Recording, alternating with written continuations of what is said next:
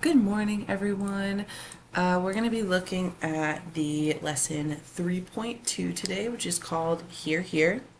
So this is going to be in Pear Deck. So on the first slide, you can just throw your name somewhere. Whoops. Like so. And then when you're all set, push ahead to slide 2. Remember in this corner, there's a sizer. So if you need to make the text or the drawing tool any smaller, just make sure to use that sizer in the corner. Okay, the warm-up says here are 6 common sounds. Order these from quietest to loudest. And which of these things do you think could cause hearing loss? Okay, so you're going to look at these 6 and you're going to write them over here. 1, 2, 3, 4, 5, 6.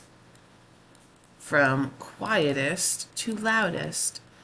And which of them could cause hearing loss? So, leaf blower's awful. But, these are all so loud.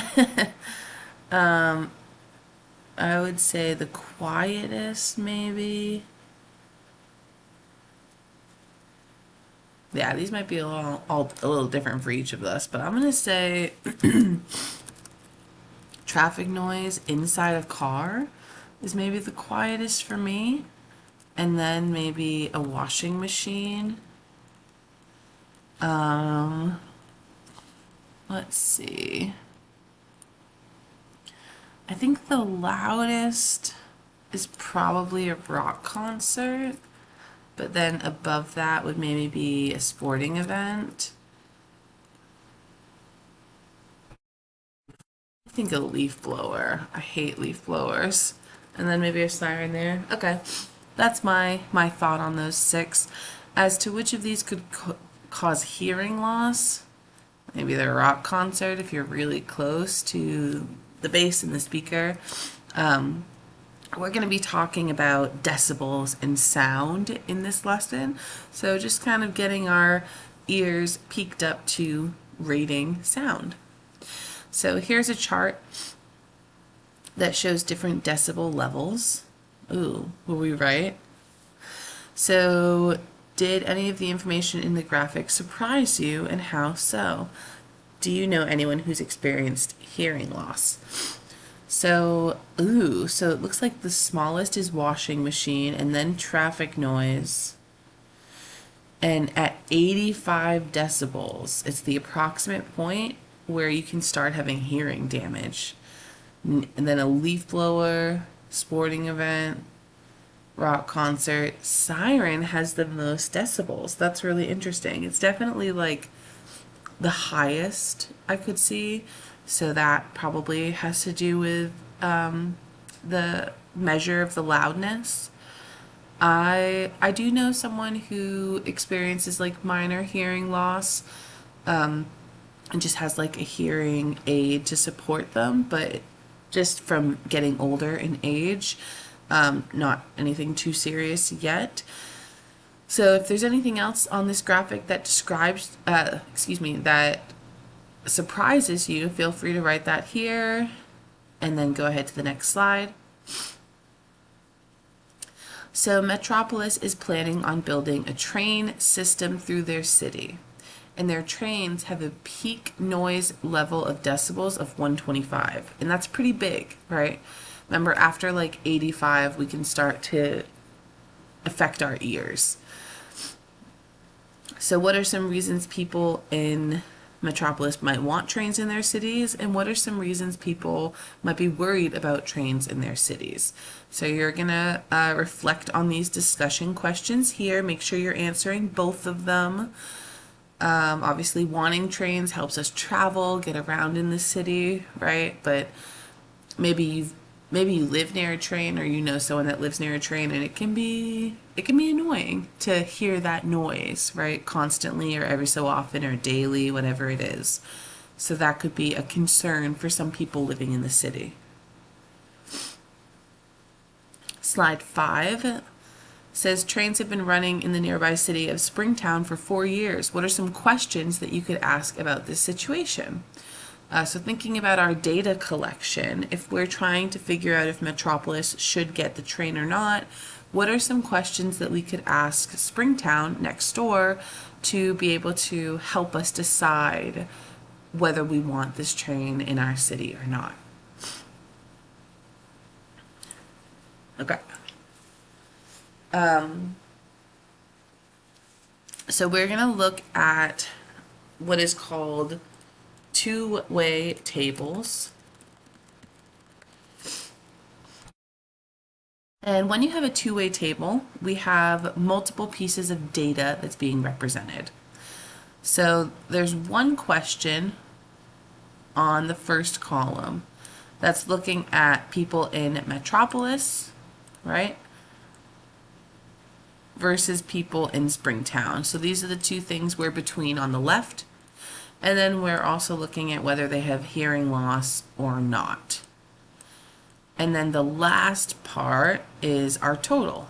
And we're going to see that on both sides of our two-way tables. So when we're reading these, we can see that there's a total of 269,196 people in Metropolis. So we can read them across like a row, or we can read them down like a column, like there's a total of this many people who have no hearing loss. So let's fill in the missing options here. I'm going to need my calculator.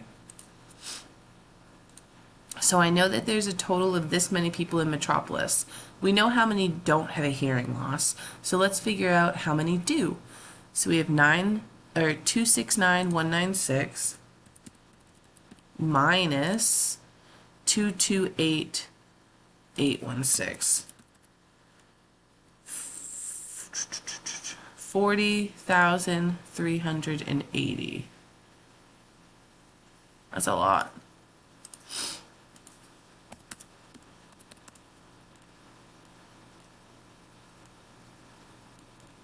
So a lot of people in Metropolis already have a hearing loss. Interesting. Another thing that we can fill in is looking at all the people who have hearing loss. So we have the amount of people in Metropolis and Springtown, so we can add them together to get our total hearing loss. 9,852. So we have 50,000 people, 232. Beautiful. And then finally we can fill in all the people in Springtown.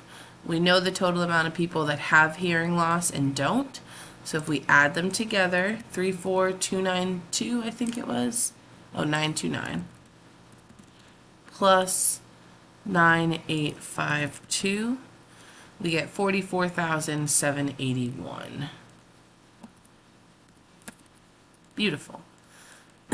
So with a two-way table, if we're missing some values, we can plug them in to figure out what those missing values are. We can use subtraction. That's a two-way table. And then on the right, we have a relative frequency table. So notice that we're going to be using our totals to figure out what the relative frequency is. So we did this 228,816 divided by our total people in Metropolis to get 85% of the people in Metropolis do not have a hearing loss. So let's look at what percent do have a hearing loss. So we look at our table, which is 40,380, and divide it by the total amount of people in Metropolis, which is here, 269,196. And then you take that number and times it by 100 to get a percentage. So it's about 15%, which makes sense because it should add to 100, right? 85 plus 15 is 100. So this is called a relative frequency when you're getting percentage values for these missing boxes.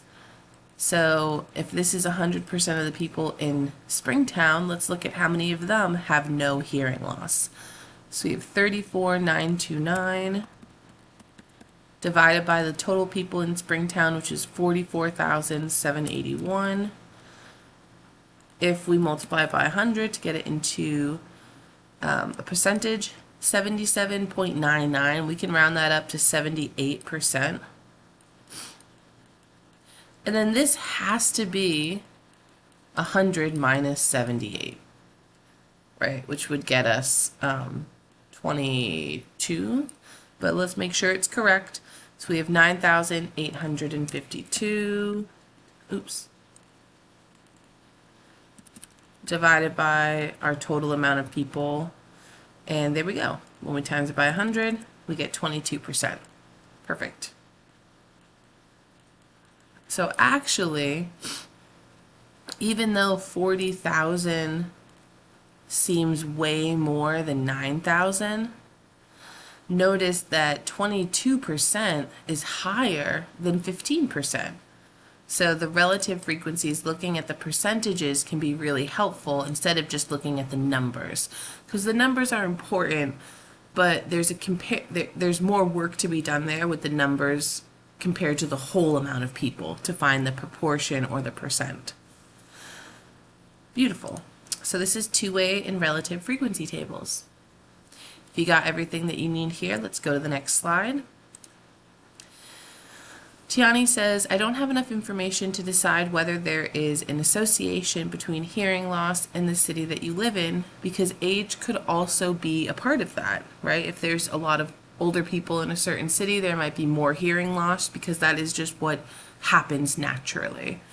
So why might age have an effect on hearing loss, like we just said, and what other factors could influence the rate of hearing loss in an area?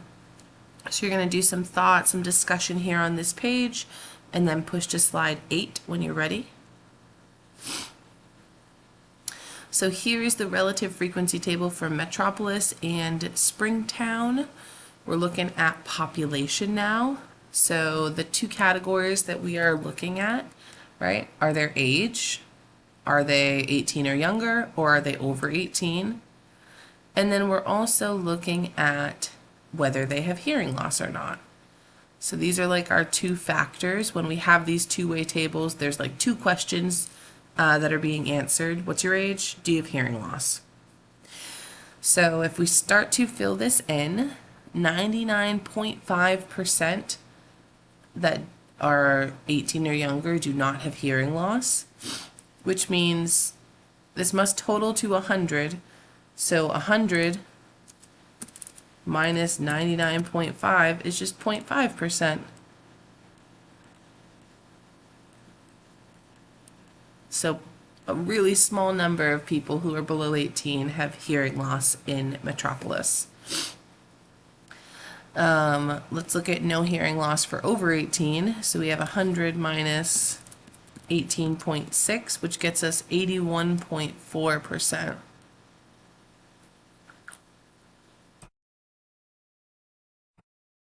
Have no hearing loss if you're over 18. So we can see obviously in Metropolis that hearing loss increases as you get older. Looking at Springtown, 98% have no hearing loss under 18, and 2% do have a hearing loss, and that should total to 100. Our total should always get to our total of 100%. And then we have 27 have hearing loss, so we want to do 100 minus 27 to get 73% over 18 in Springtown do have hearing loss. So, have no hearing loss, excuse me. So, yeah, we do have a higher hearing loss in Springtown, which has the train, versus in Metropolis, which doesn't have the train yet. Something to think about. I'm going to pause the video here at this point, and you're going to have to come back for part 2. So I will see you all in the next video. Take care.